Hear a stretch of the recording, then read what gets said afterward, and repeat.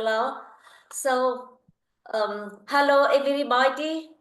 Today we have Zoran Škoda from University Zadar and also at the University of Hradec Králové. Well, that's old affiliation, but okay. So he's a frequent participant, not only participant lecture of our seminar. Yeah. Now today he should give a talk on cyclic cohomology braiding phenomena. Yes, please, Zoran. Okay, so on the next page, we'll have the abstract. On the next 2 pages, you can. Yes. So I'm not an expert on cyclic homology at all. I never really was doing any computations with cyclic homology or cyclic cohomology. But there was about a couple of years when I was intensively working on how to produce new examples of cyclic homologies and cohomologies with coefficients. That was what I was interested at some point in time. And at the very beginning, I kind of created some sort of a conjectural picture how they should be related. Many appearances should be related to braidings. Braiding is a certain kind of symmetry of a monoidal category. So we have a category with a tensor product, and which is not a symmetric, but it satisfies Yang Baxter equation instead. Then this setup kind of helps to produce the data for cyclic for the kind of cyclic kind of cohomologies. And there were several. So at the beginning of the talk, I will explain some things which were known at that time when I started. I started this in 2002. Proposed some conjectures in my proposal to IHES at that time and a little bit later at some conferences, and then produced some examples in 2004 and 5. And then there was aftermath where other people kind of didn't know about my work, but kind of completed more in kind of the same direction. And I think that now it kind of a general picture kind of is almost clear, but there are also many questions which I may raise later. So please, 1, 2 more pages. This is just a reminder. Next page. Next page. This is. Okay, so first story was in late 1990s. I was a student in Wisconsin, and Yong Bin Ruan was one of young stars there, and he worked on mathematical formalism for nonlinear sigma models in physics, in particular appearance of quantum cohomology. And then after several years of working on quantum cohomology, he wanted to do it for orbifolds. And some new phenomenon appeared. And this phenomena already appeared at the level of usual cohomology. So even if you do kind of not quantum, but you want to do usual cohomology for orbifolds, then the ordinary cohomology just of this quotient space, orbifold is locally like a quotient space by a finite group, doesn't work. And physicists already in 1980s, there was a couple of papers of Harvey, Waffa, etc. They consider string theory, and in string theory they somehow seen that there is more to it, that there are so-called twisted sectors and multi-twisted sectors which contribute to the Hilbert space of the theory.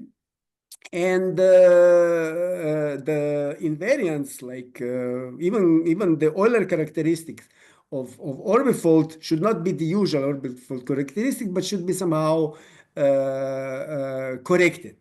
And these twisted sectors were in this late in 1990s kind of understood that they correspond to making from your orbifold a new orbifold, which is called inertia orbifold. And also they have some phenomena when they included a gerb over that orbifold. Then there is more twisting, which is interesting and which was very much studied by this group at the time. So Wei-Min Chen was a postdoc of Rouen, and they have this orbifold cohomology, which is not a quantum cohomology, but it was a precursor of this quantum cohomology. And then some other people in that group, Lupercio Uribe, they studied all these phenomena, including these gerbs and etc. And they noted that inertia groupoid, this is more or less some sort of a loop groupoid. They had a version of a free loop groupoid on an orbifold, and then they proved that the inertia groupoid, if you look its simplicial realization of its nerve, and you look at the of the free loop groupoid for this orbifold, they had some model, and this model was weakly equivalent for the two. Next page, please. If there was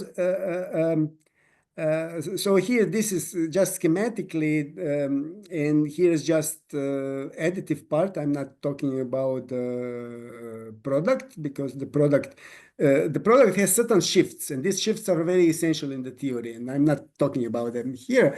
So for the global quotient orbifolds, if you take this lower G denotes coinvariance with respect to action by conjugation, and X upper small g, where small g is an element in the group, if this is fixed point set, then the orbifold cohomology of a global quotient orbifold, this is a special case, can be represented as in this formula. Just moment, Zoran. So I understand HG is a fixed point, and G here, that's a subscribe. Yeah, but there is this action by conjugation. Action by okay. Action by conjugation, yes. Yes. So please, next page. And now, orbifolds, there are many pictures of orbifolds, and Rouen and around him, these people looked with charts, they worked with charts and examples, etc. Very involved picture. It's not very invariant. Many other people wanted to consider more algebraic geometry point of view, where you have stacks, and stacks are represented by groupoids, present stacks, and you have a two category of stacks, two category of groupoids, you have Morita equivalent groupoids, etc. And that's been quite cleared in the paper by Mordijk. That there is this groupoid picture and this chart picture are basically equivalent, but so that a specific kind of groupoid, I will not go into details. You have this some conditions in tau proper and so on. Groupoids correspond to orbifolds, and then if you look just groupoid, just consider it's just discrete. Don't forget all the differential geometry. Then the inertia groupoid basically means that instead of taking the groupoid has morphisms and objects, and for objects you basically take the loops. I mean the automorphisms, and the map between automorphism is just the commutative square, which is just the conjugation, just morphism from A to B, where if this is automorphism of A, automorphism of B, then you just take map G from A to B, such that that it gives equivalence by conjugation between the former and the previous one. And these are the morphisms. So you get a new groupoid, which is called inertia groupoid. There are also some other variants in the literature. In differential geometric case, there are some newer variants which are nowadays interesting for some questions. Okay, please, next page. If you would look not in the original category, but in the category of groupoids, then basically this inertia I put here lambda. Later I will denote by I. I'm sorry, the capital I, like inertia. Here I put lambda is a homotopy fiber product, like described here. Please, next page. And this formula I put basically that it reminds you of formulas for Hochschild. It's a little different, but it reminds you of formula for Hochschild cohomology. I will put later formula that has some importance. Now, Ron proposed one conjecture. And that was much of motivation for this orbifold thing, because these singularities can be resolved. These are quite mild singularities. And he proposed that if the resolution is so-called Crepant resolution, this is some sort of a relative kind of Calabi-Yau condition. Basically, the relative canonical class is trivial, and then if you look at such a resolution, then you can take cohomology of y, and if you take the cohomology of quotient, you want them to be the same, and they were not the same unless you take these corrections by Ruan, which take into account this inertia. So orbifold cohomology is really needed to make this kind of natural. And then it was already kind of many examples at that time.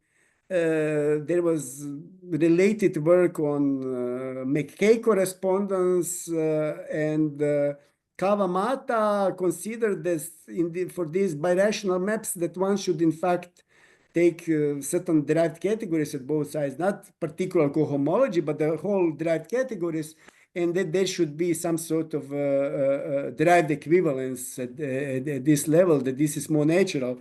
And also Lunds considered categorical resolution of singularities in the same spirit few years later, for many other contexts in birational geometry. And this was kind of motivating already. Please, next page.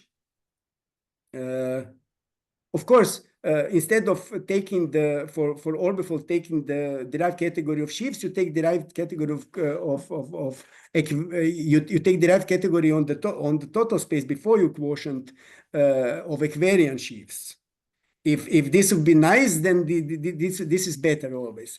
So Baranovsky, he really kind of considered this categorical resolution, and tried to construct this kind of equivalence, this kind of discrepant resolution conjecture, some other form, using cyclic homology. For schemes, there is usually cyclic homology is for everything. I mean, originally you had just for algebras and so on, but then Keller extended this to schemes by, I mean, basically by some sort of gluing, but you can also do for DG categories and so on. So it's really categorical thing. It really applies to categories. So Keller had this for exact categories, and then he had for schemes. There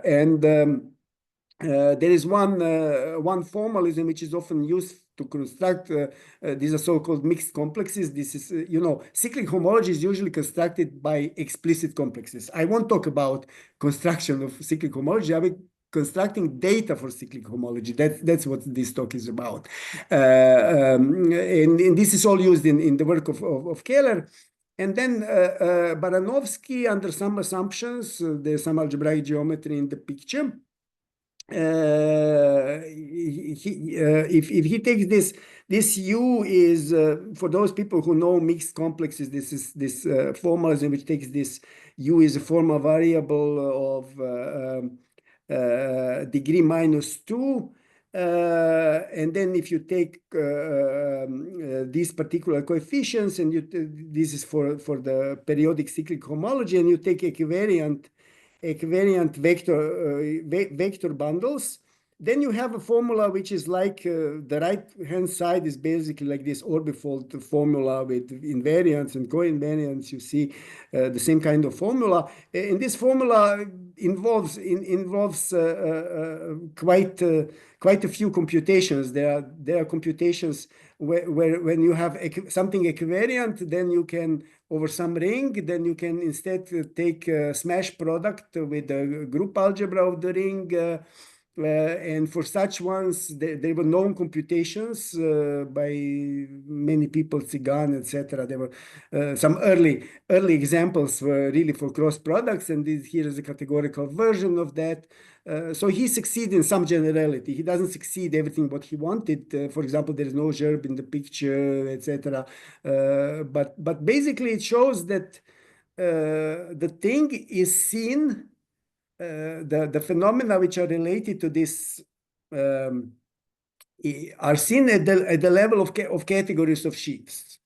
And for me, this was important. I was working on non-commutative geometry, and I always thought space has to be replaced by category of sheaves or quasi-coherent sheaves, or the Rad category, or DG category, or whatever, and then the things become more natural. So this was interesting to me. But then I also worked on Hopf algebras. So please, next page. There was another development which had kind of pointed in similar direction. Kohn and Moscovici had in '98 a paper in which they considered cyclic cohomology applications to index. In general, Alain Kohn liked to apply cyclic co-cycles to have these local index formulas and so on. And then he wanted to do for transverse geometry of foliations, something like that. And they constructed certain Hopf algebra, which is related to geometry of foliations. This algebra is somewhat it involves certain kind of co-cycle. This is a different question, not in the sense of cyclic co-cycle, in the sense of some sort of a Drinfeld twist kind of thing, which also appears in a theory of modular forms. So it's very parallel. It's some sort of what we in quantum groups call Jordanian twist. It's an example of that. This is nowadays more clear than it was at that time. And then they take certain one-dimensional module, which is basically where there is something called modular pair in evolution. It is certain datum which they used with kind of complicated computation to get cyclic co-cycle, and that's kind of a very they considered it unsatisfactory from the technical point of view, because there was a big explicit computation showing that really you can do cyclic homology with such objects. It would be nice to have some theory which would explain that. And then please, next page. Then several people found out that this model parent evolution, this one-dimensional thing, which was in could be generalized to higher dimensions. I think this thing to have basically coefficients for cyclic homology. That's unlike you see the usual cyclic homology of algebras, for example, is defined by one way is to define by certain subcomplex in Hochschild complex, and while Hochschild can have bimodules as coefficients, cyclic cannot allow that, the usual one that was considered at that time. But in this Hopf case, they found that these anti-Yetter Drinfeld modules, that they indeed stable anti-Yetter Drinfeld, that's some subcategory, that they can be coefficients for this cohomology, and still computations were explicit. There is no real explanation why this works. If they put this, it works. And this generalizes this Kohn-Moscovici, this example. So this was kind of quite a sensation in Hopf algebras, and many kind of classical construction of equivariant various kind of cohomologies of old time, with special cases of this, but there are also many new ones. So please, next page. So please, next. That's, I explained that already. So what are these anti-Yetter Drinfeld modules? Given the Hopf algebra with an invertible antipode, that means so this is algebra, coalgebra, and has this antipode which is like co-inverse. And if you take something which is in the same time module and co-module, it can be compatible in many ways. The most usual one is called Hopf module. That's the most usual one. But this is something. Compatibility is a little strange. It has this inverse of the antipode. And if it's not inverse at that place, but the usual, just the antipode, it's also strange. And that's called Yetter Drinfeld modules. And Yetter Drinfeld modules usually, up to that time, were appearing very often, unlike these anti-Yetter Drinfeld modules. Next, Yetter Drinfeld modules, if you take these Hopf modules, which are natural, which are kind of equivariant sheaves, kind of then if you take in a universal way braiding into the picture, that is called the center of monoidal category by Majid. It's called Drinfeld center because Drinfeld had this Drinfeld double. And if you take the modules over Drinfeld double, that's just the center of the modules over the original Hopf algebra. This center construction, if you take for the Hopf modules, you get exactly Yetter Drinfeld modules. But for anti-Yetter Drinfeld modules, it was not clear at the time whether they are also some kind of center. That's now known by work of Kowalzig.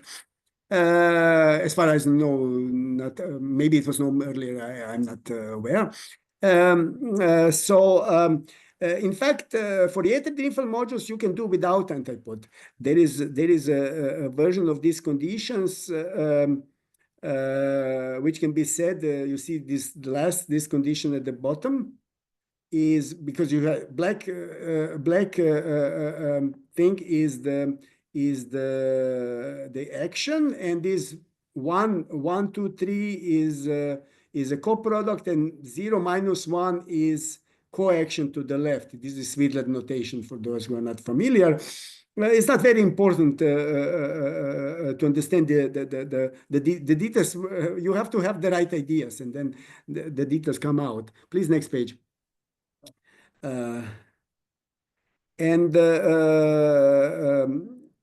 Here is the version for the if the coaction is right, so left-right comodules. I put this for other reason. Please, next page. Also this left-right version. Oh, it's not clear here, but okay, it's that this formula for left-right, so left action and right coaction. Then if you take this formula, this gives a braiding on the category Y Yetter Drinfeld modules. In fact, there is one more braiding, which kind of is some sort of a mirror image of that, which is not used in this setup. This one comes naturally from this center construction and so on. So there is a canonical braiding on the category YD modules. And if you would take that instead of Hopf algebra, you have if Hopf algebra is having the antipode, that antipode square is identity, then antipode and and antipode to -1 is the same. So Yetter Drinfeld and anti-Yetter Drinfeld modules are the same. For example, that's true if you take the group algebra or the function algebra on a group. If commutative, co-commutative, or finite dimensional Hopf algebra, then automatically you have such things that antipode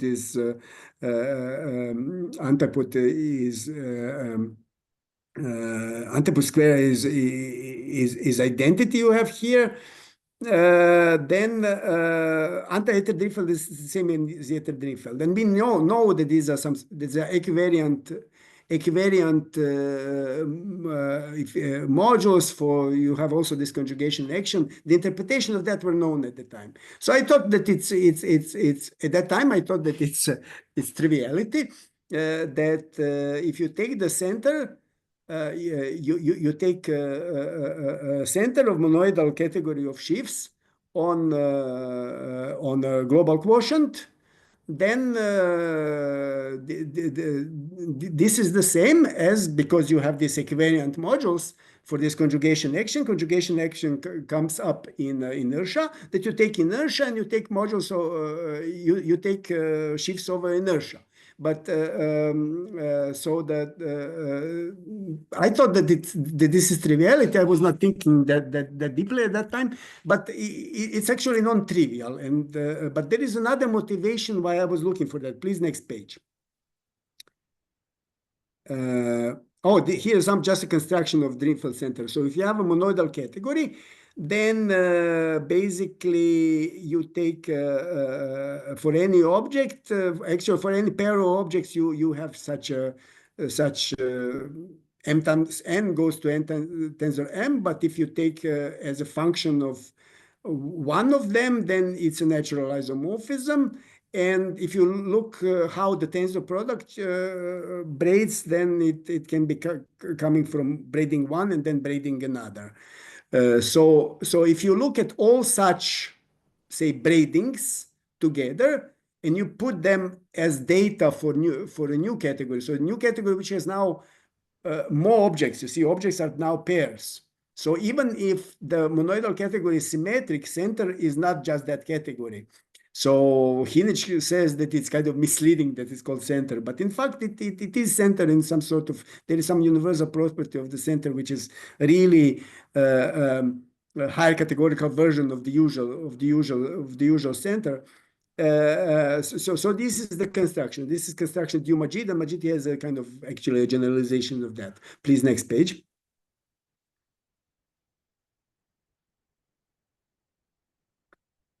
Okay, so now before I come to, there is one more motivation before I start with my work. There is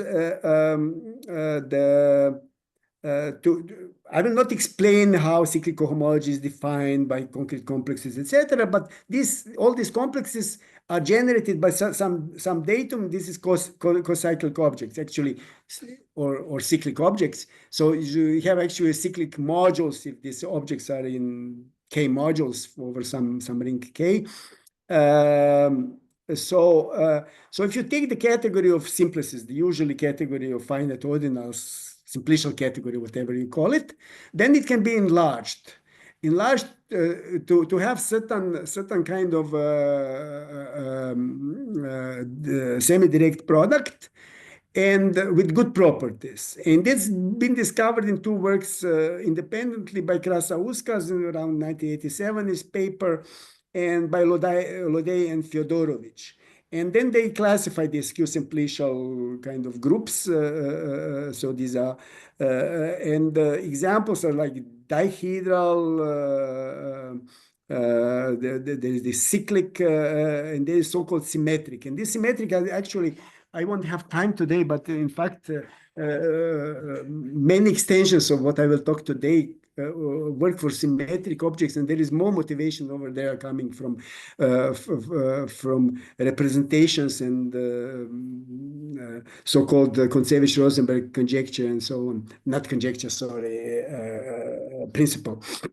Okay, so if you have such skew-simplicial objects, then there are appropriate cohomology theories developed for every of those. There is symmetric or homology, cyclic homology, dihedral homology, etc. So cyclic theory, as I mentioned, is just a variation. It's very closely related to Hochschild theory. And I will just mention some things because it will appear later when I will talk about certain example. That Hochschild theory is very much related to calculus. You know, there is classical Hochschild-Constant-Rosenberg theorem, which relates Hochschild cycles or co-cycles to either the Ram the Ram differential forms or the multi-vector fields. Also when you concretely define cyclic homology by some bicomplexes, then there is this con operator capital B, and you have a small Hochschild differential small b. They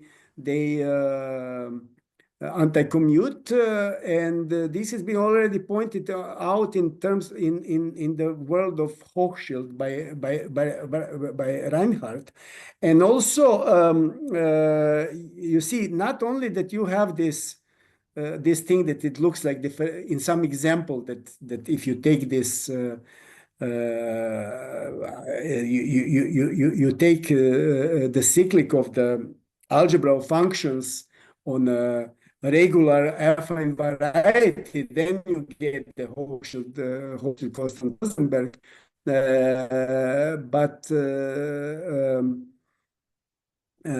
But in general, if you have Hochschild cohomology of algebra with coefficients in the algebra, then it has you have much more structure. There is there's this Lie derivative. There's this whole Cartan calculus, those rules of Cartan calculus, and much more. There is this Deligne conjecture and so on. So it's very much related to calculus and differential forms, including non-commutative differential forms. And this is a leitmotif which motivates many constructions and many ideas where this can come from. And when I will talk about so-called trivial symmetry, that I will comment a little bit about that. And also when I'm here, these formalisms then work for DG categories, for ring spectra. There is so-called topological, Hochschild topological cyclic. Please, next page. Now, just to remind you that cyclic object will be not only having simplicial faces and boundaries like here, but please next page. But it has one more. It has for n simplices, you have automorphism Tn of order n plus 1. And if you don't take this, if it's order n plus 1, there are some other variants, then it's called paracyclic object. And if it's n plus 1 times some L, that's kind of also interesting. And it has certain commutation relations with the rest. They can be derived in various models and motivated. I won't talk about it. We consider them as given. In this talk, we consider them as given. Please next page. And now one more motivation where I was really got excited. I was told this story by Paul Bressler. So first of all, if you take forgetful functor from cyclic sets to simplicial sets, you have a left joint, which is usually cyclic modules to simplicial modules. Then he has left joint, which is usually not that interesting. But there is there is something called, there is a usual nerve of a category, but there is also a cyclic nerve. And what is a nerve? You know, you consider usual category of simplices as of ordinals. You take as considered as orders, and you consider it as a subcategory of the category, and then it co-represents a functor, which is basically the nerve. Then simplicial realization of that is the usual, and then you can do the same for this cyclic category. Cyclic category, making this order n plus 1, these Tn's, basically means that you are making certain localization, that you are inverting, that instead of having orders, you have cycles. And this means that you are inverting something. So this is again a finite category, and then you can do the nerve for it. But if your category is in fact groupoid, so all morphisms are invertible, then simplicial nerve has also a cyclic structure. So there's one thing that you can take the cyclic nerve right away. Another is that you take simplicial nerve, and then you take the cyclic structure on it, and you don't get the same. But then, please, next page. Bressler noticed that if you take the simplicial nerve of inertia groupoid is again a groupoid. So you have this canonical. On the simplicial nerve, you have canonical structure of a cyclic object. But instead of that, you can take the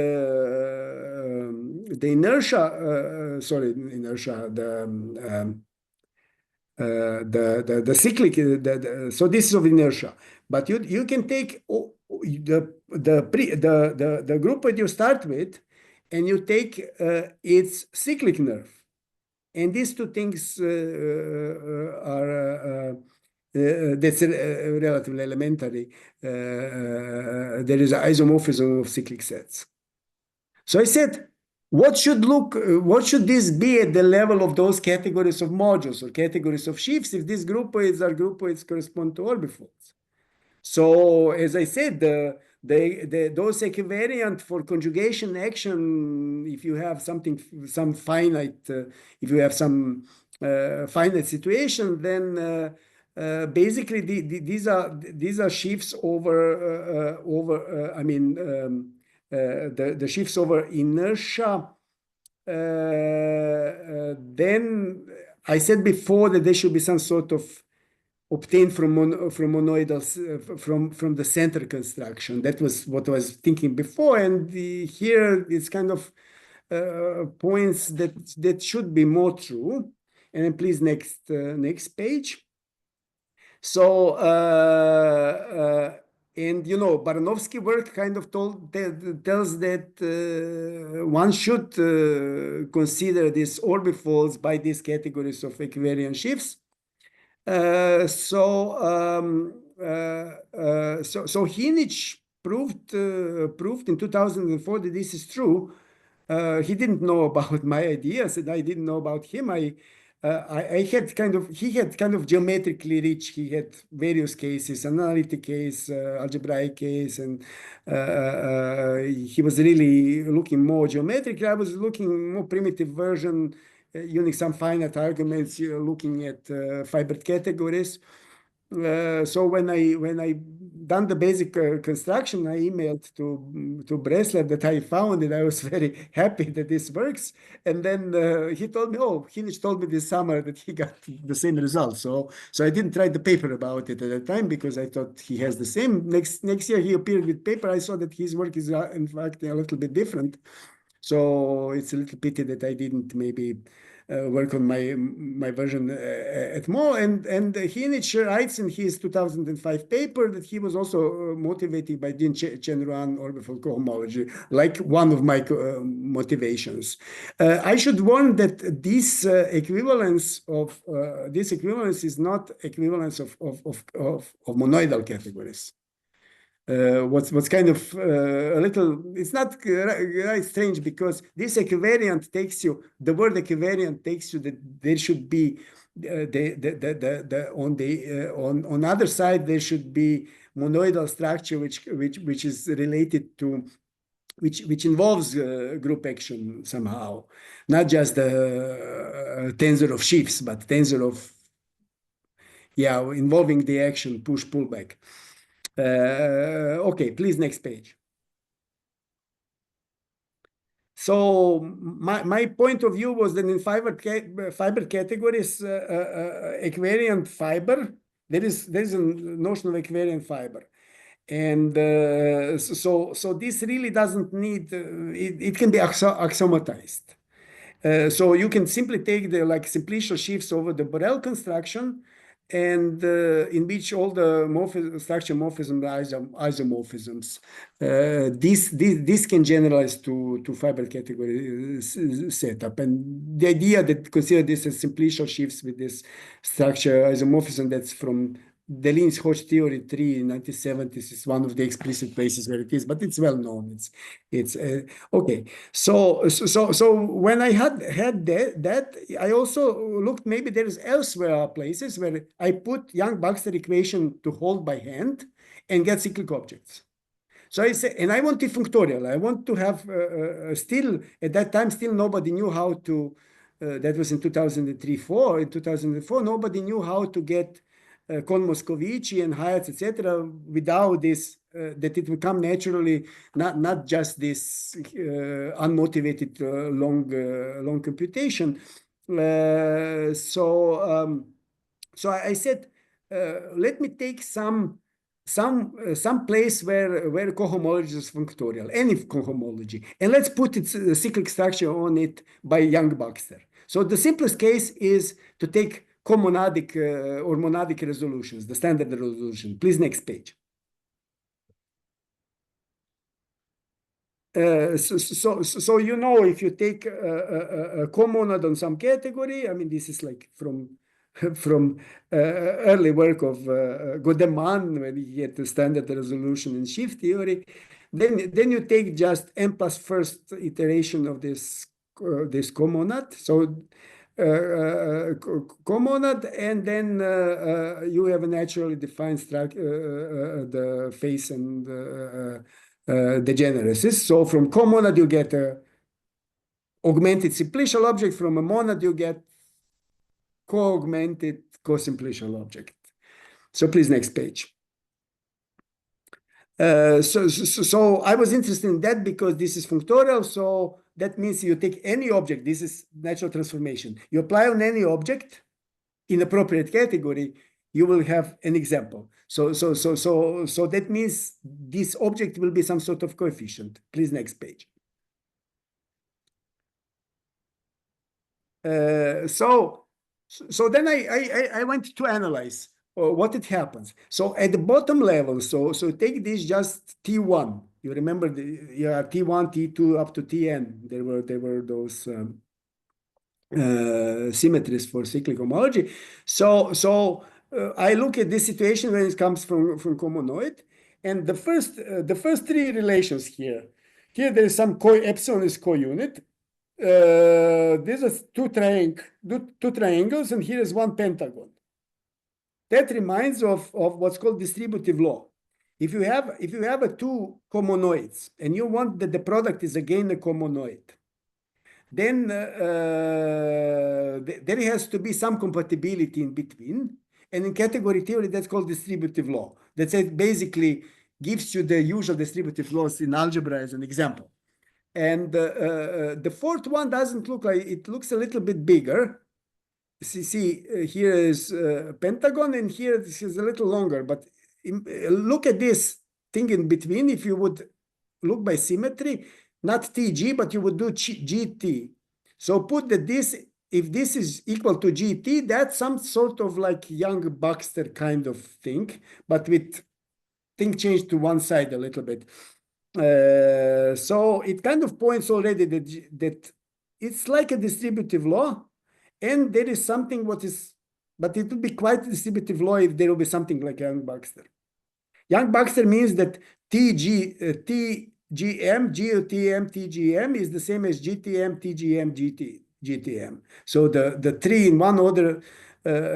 So this is like you have three of them, GGG, and G, and then T means G in first factor and T in second two. And TG means T in first two and G in second factor. That's from the point of view of monoidal categories. This is Godeman product. This is in end-of-functors. So maybe it's not apparent to people who are not used to it. Please, next page. So I immediately prove a theorem. Just when I put this and I said, you want to have Yang Baxter, put Yang Baxter equation and try to compute. Is there a natural way to get a simplicial object? Of course, I have to iterate to have I need to have this at GN level. I can it. You put T at GM and Tn at GM and Gn of Tm, and you get Tn plus 1. Here should be n minus 1. I took it, I copy pasted from another formula. So anyway, so take Yang Baxter equation. So there's this, what's automatically true in monoidal center, for example. And you take, this is kind of strange that if you take that, you take this co-product and then you take T to it, it would be the same if you take T cube. Of course, if T square is equal identity, that's the usual case, that you take the T square as identity, then it's automatically satisfied, but it doesn't need to. You can require less. Then you get paracyclic operators. Everything except Tn to n plus 1 is identity, but if T square is identity, then also Tn to n plus 1 is also identity. So this shows that such things appear naturally. But this is, so I was very excited, and I was at Max Planck at the time, and Alain Kohn came by accident, and I brought him one 2-page preprint. I said, look, I have such a construction. Actually, I first told him that I have, and he said, oh, this is very interesting. And then I brought him I printed it out, I brought him, and he said, oh, this is category theory. So he stopped being interesting immediately after that. But he said, but if you can get Hopf cyclic by this, then I would be excited, he said. But of course, you cannot get Hopf cyclic by that because Hopf cyclic is not on the standard resolution. It has additional cotensor product. It involves a functor into another category. So I need some sort of a relative version of that. That was my thinking. But I didn't really proceed to that. And but I saw that you have a distributive laws, that you have Yang Baxter, that this gives thing, and that I need a relative version. And independently, 2 years later, Gabi, Bohm, and Stefan, they really done it. I was to give a talk on this. I gave, this is my second talk in my life I gave on this topic. And first, when I gave, it was the same day the Gabi's and Stefan's paper appeared on the internet. And then I wrote to her that I have this, and then she said, oh yeah, our main theorem is actually extension of some of your theorem. She didn't know about my work. But okay, let's go further. Next page. So let's look for symmetry for examples even in this setup without this relative, of course. And so first of all, if you require quantum Yang Baxter equation and these quite strong relations here, basically that that after co-product T is not doing anything,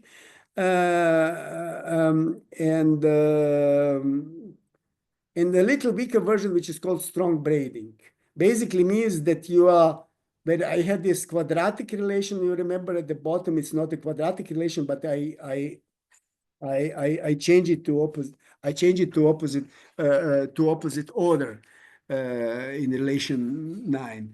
So every symmetry is an example of stronger braiding, and if you take a symmetry, you have example of my theorem, whenever it is. Strong braiding, well, it's a little weaker, but it has some elements of it, and it's interesting in many constructions. So it's more complicated story, but okay, next page.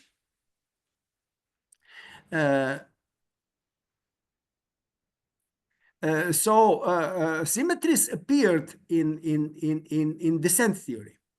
I was working actually very much on descent theory at that time, and there was a work of Nuss on non-commutative descent theory. I was interested in Hopf algebra case, and I had some similar results, and more in equivariant setup. And in particular, Nuss, and then it was later taken by Menini for algebras, and Menini and Stefan in the language of comonads. There is a canonical, as long as you have additive structure, nothing else. You just take the Godeman product of a co-product and co-unit, and the other one, and minus unity, this thing here. This thing here, if you have a, well, there is a long thing that if you would have if the comonad corresponds to the usual extension of rings situation, where there is this classical descent theory, then in commutative case, there is a work of Grothendieck. And Grothendieck has not only descent for modules, he has descent for schemes.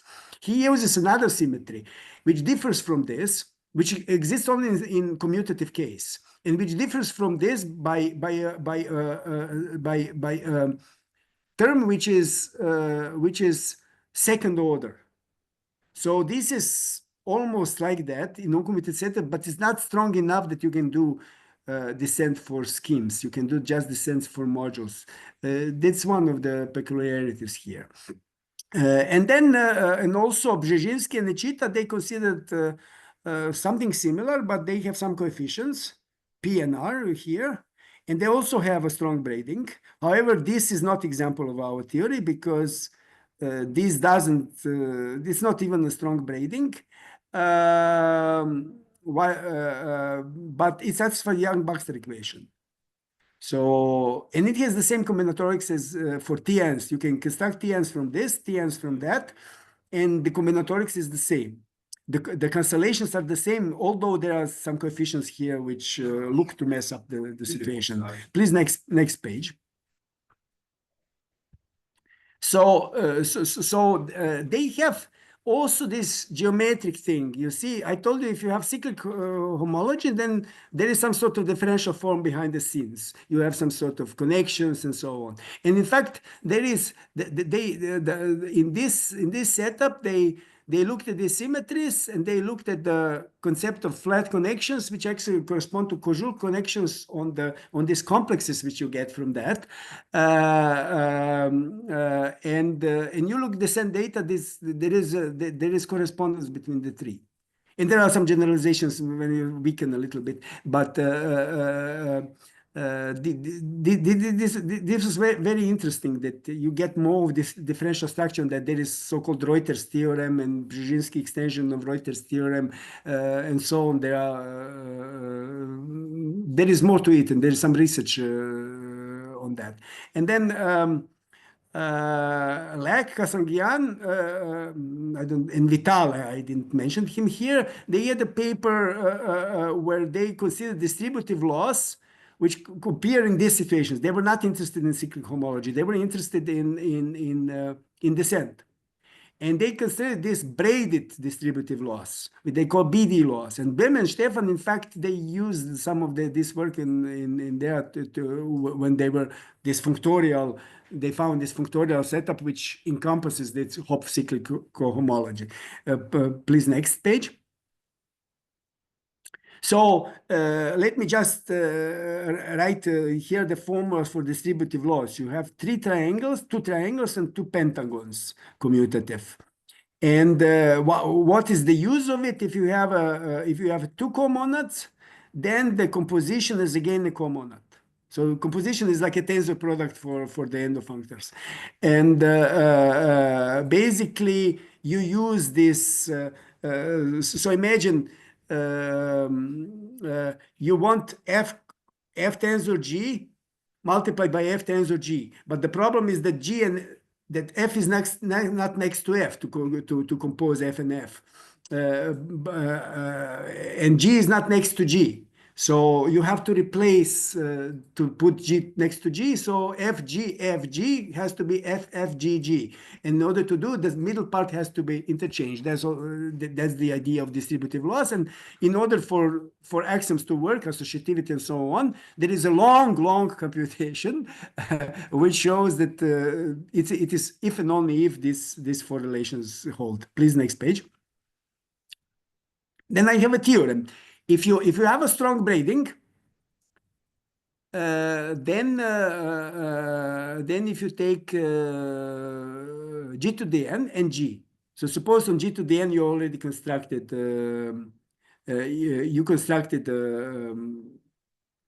coproduct. So you have coproduct original G. G is a comonad. But now you want G to n to make a comonad. And that's enough if you can make between G and G squared, G and G cube, and so on inductively. If you can construct distributive laws, then you can push the coproduct on it. Or similarly, in monadic situation, you can do the product. That was actually Nuss also was thinking of this.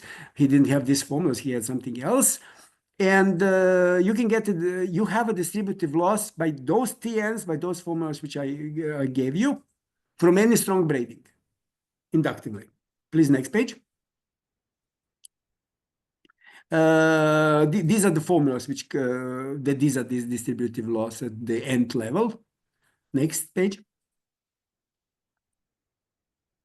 Okay, so a special case is the extension of non-commutative rings. So if you take the S tensor S is underlying of a cohomonoid in the category of well, it is a core-ring, what we call, in the category of bimodules.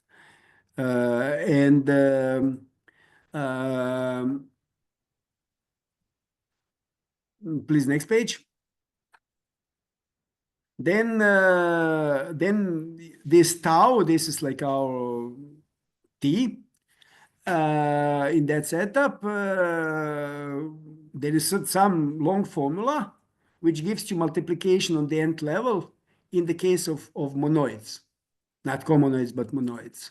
In this formula by Nuss, it is actually can be obtained from our procedure. So my procedure gives basically the same, although my procedure comes from cyclic homology, they come from studying descent theory. Please, next page.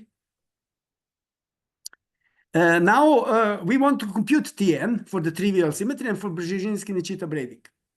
And it becomes complicated. On the nth level, it is quite amazing. It is alternating sum. Look, it's always alternating sum of 2 to n minus 1 terms. So if it's at the bottom level, you have 3 terms. That's the formula of Nuss. The 3 terms. You take delta epsilon, epsilon delta, and you have this -1, you remember. So I fully understand how to get inductively these formulas for every n. So please, next 2 slides will be. So there is inductive procedure. There are 3 rules how to get. There's an inductive procedure, and in fact, you can organize this. The combinatorics you can organize in certain pro for coalgebras, and there is a six monoidal functor from there, and there is also some representation by letters, and this gives you the rules which terms appear, which don't appear in this particular in general in coproducts, and in particular for this trivial symmetry. So I have a theorem. Next page. There is a theorem. How many possible terms appear in the image of this functor by this pro, and then from this pro, then which ones to select to get Tn. Then there is a unique element of maximal length, and this is exactly that one. You see, so this trivial symmetry has the maximally complicated expression in terms of this combinatorics, And then it appears to be very symmetric. It has minus, plus, minus, plus, minus, plus. And I can, even if I give you a random one, I don't need to count that. I can give you the rules, the rule when it's positive, when it's negative. Please, next page.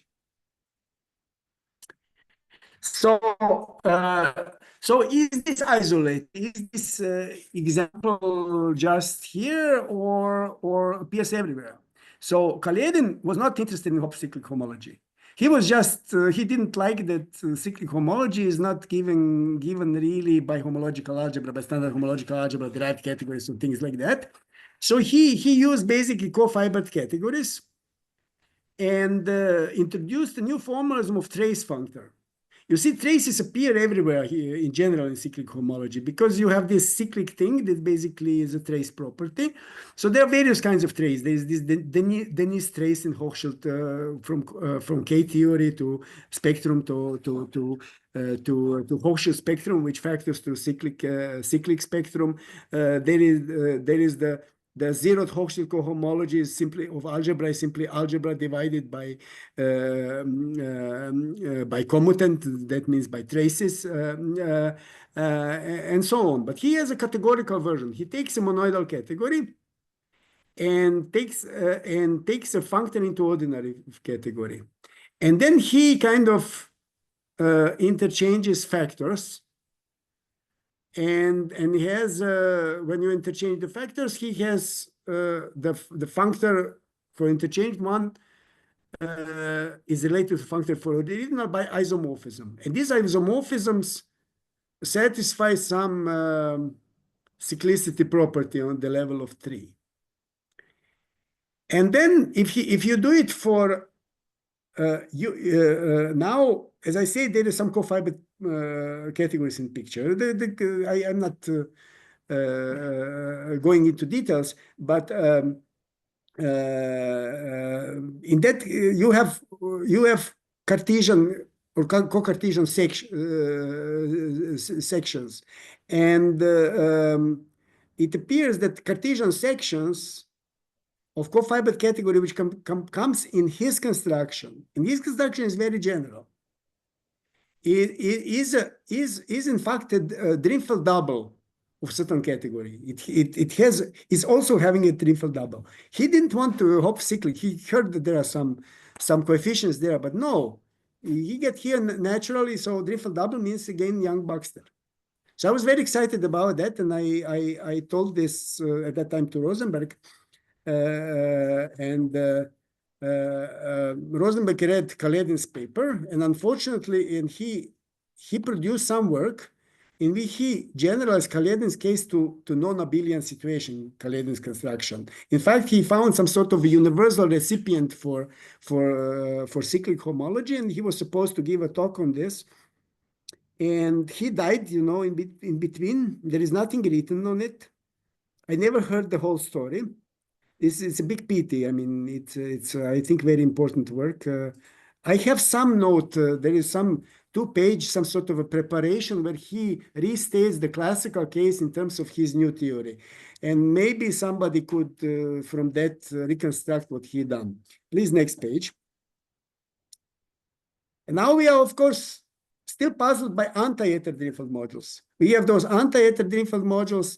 And Niels Kowalzig, he was interested not only in cyclic homology, but in cyclic homology, you have this Batalin-Milkovskian, operator, this B. And he was interested when this Mohs structure comes on various complexes, not only cyclic stuff, when you have this Batalin-Milkovsky kind of things, etc. He wanted to find it in various situations in homological algebra, and he found it using bialgebroids, and also there is one work in using operands. He is a specialist on Hopf algebroids, as I am. So it's kind of sequence of interesting works. And then more recently in 2020, this was for 10 years, a number of papers. And then in 2020, he modified a little bit this Kaledin's definition of a center. He looks at a little bit more general of not of center of a trace. He considers a little bit more general traces. and he in this setup, he has shown that basically something like Kaledin's picture works for anti-Yetter Drinfeld modules, which are also some sort of a center. Not he calls it a bimodule center. It's a little, one has to study his paper to see. This paper is not cited at all. There is one person which cites it twice. It's a very nice paper. It kind of it's logical conclusion to what we were doing, and nobody cites this paper. I don't know. It's very strange. I think it's very interesting to see what's going on there. So in a way, this original construction, original idea that adding by hand Yang Baxter is useful, and it was confirmed by many people. Of course, there is many other work which I didn't, also newer work now by Ilya Shapiro, by Khalkhali, and so on. I'm sorry, I cannot cover all of this, but I kind of shown you some of my work which is old, and some newer work which confirms some of my old conjectures. And part of why I wanted to do this talk is I want to refresh this. I have more questions which I would like to answer. So I'm kind of renewing my interest in this. So thank you very much. Yeah, thank you very much. Yeah. Is there any questions? So Zoran, actually, I'm question, but related to the motivation of your talk. You say about the each page about the chain and the wrong conjecture. That maybe page 3 or 4 or 5, or maybe you remember, yeah. So you say that the conjecture is the Kaledin resolution of the quotient of the symplectic or maybe manifold over G, right? That's considered all the cohomology, they have the same cohomology, right? So that means not the same, that run or before. Yes. Yeah. On the orbifold side, you change, and on the So how resolution it's side, you related take to the your usual. work here. So that's the motivation. But after you prove some theorem and has more reason from other people, so how to shed light on this conjecture? Can you give new give proof or some No. I don't think. I would more say that this shows that this phenomena of taking equivariant sheaves Yeah. is on the quotients and take the appropriate cohomology of this category. Yeah. This is appropriate thing to take in similar situations. So regarding that it is cyclic, and that Bressler had that work that on the level of combinatorics downstairs, that means the cyclic nerve and the simplicial nerve is related.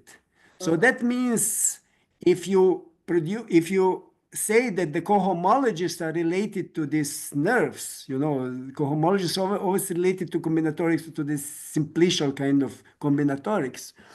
That means that I have to have the same thing upstairs.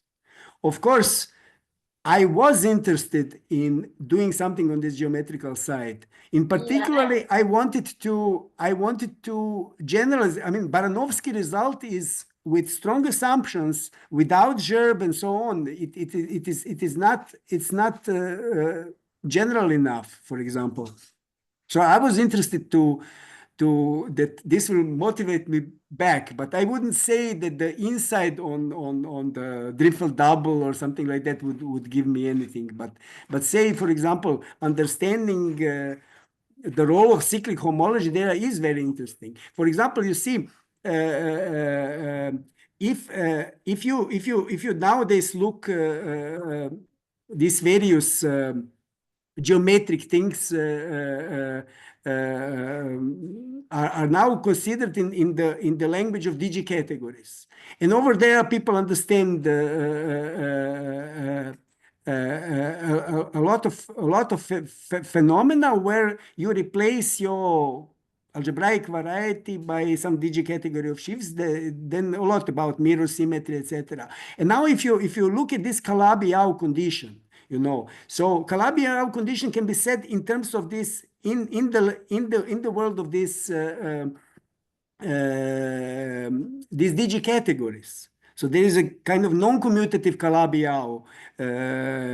So, for example, if you have Calabi-Yau condition, then the cyclic complex and the negative cyclic complex, there is a positive and negative, they can merge in one complex. That's already case for Frobenius thing. So Frobenius is like one-dimensional. Say if you do topological field theories, in one dimensional you have Frobenius, in high dimensional you have kind of Calabi-Yau categories.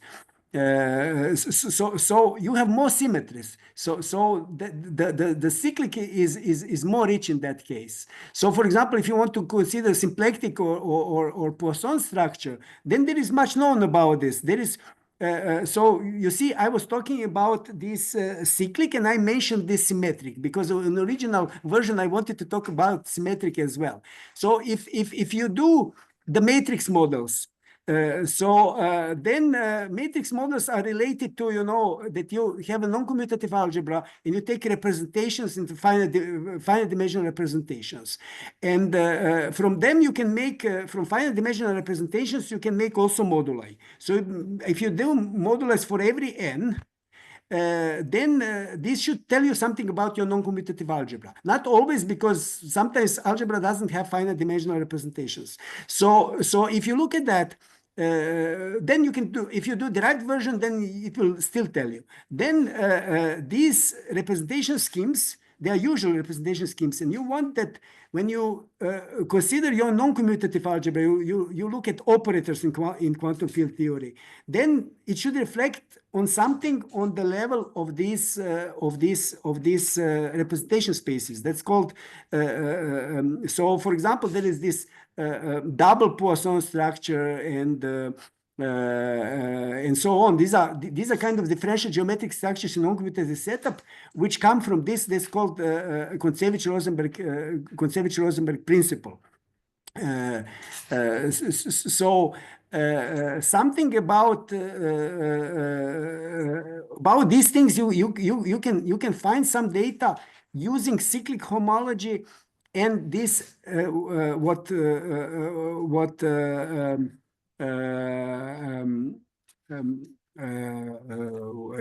Beres called representation homology, something equivalent basically to symmetric homology. And Kontsevich has this concept of pre-Calabi-Yau, which kind of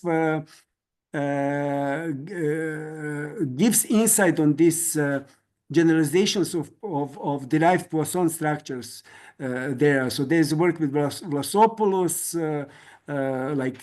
which was meant originally to get some sort of natural moduli space explanation of string topology operations. So these ideas are really closely there, really closely there. Yeah.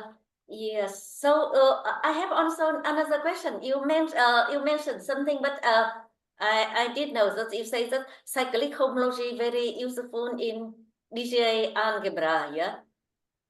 In which algebra? I didn't hear. Differential graded algebra, right? Yes. Yeah. So that means that so return back to the Ram and the Chen conjecture. So of course, first is consider cohomology, but better to consider the differential graded algebra because they have the chain complex, right? Mm-hmm. Then you, if you have chain complex, I mean that's you consider cohomology or homology. If you consider cohomology, you can consider differential graded algebra, right? Yes. So is there something again cyclic cohomology apply here and to make some conjecture or even some I just want to understand some how to say application of this idea to differential graded algebra. Well, I don't know. You see, there is approach of Karoubi to cyclic homology using non-commutative theorem complex. This is quite general for non-commutative algebras. So that's one way to approach these things, and there is much more understanding more recently from works of Zygan. He had kind of more interesting picture now. By the way, there is a new book by Zygan and Nest in works on Zygan's web page. So yeah, there are many places where differential on the forms net, come, or that but is in some published. You say that Zygan wrote a new book? it's a kind of yeah, it's a preprint version of a book. It's not. It's still not finished. But it is modern. You know, if you look at, there is this classical book of Lodey on cyclic homology, which has all these nice complexes, all this classical stuff, but really doesn't explain from modern point of view where this comes from. It's not very systematic. You see, why all these differentials, this capital B, Reinhardt cone operator, why? It appears that these are various homotopies. You see, we are in the world of DG categories, and Zygan is very excited by work of Tamarkin, who wanted to explain what DG categories form. And so there are some homotopies of homotopies and so on, but more concretely, it's not just abstract like in work on infinity categories. It's kind of more concrete here, and it appears that these various things which are related to calculus. So in calculus, you have this Cartan calculus, and you know there is Cartan homotopy formula. So it tells you that two things are homotopic. So similarly here, you can get homotopy from various constructions which are natural in cyclic homology, and in these differential calculi which are related to it are somehow coming from this from the fact that you are basically living in this category, and you have and you have some sort of two morphisms there, so you have some homotopy at that level. So I don't know if they would agree with my rewording of that, but something like that. So so in a way, this calculus is kind of inherent to higher categorical structure in homological algebra in a way. Okay. Yes. Thank you, Zoran. So is there some more question? So I stop sharing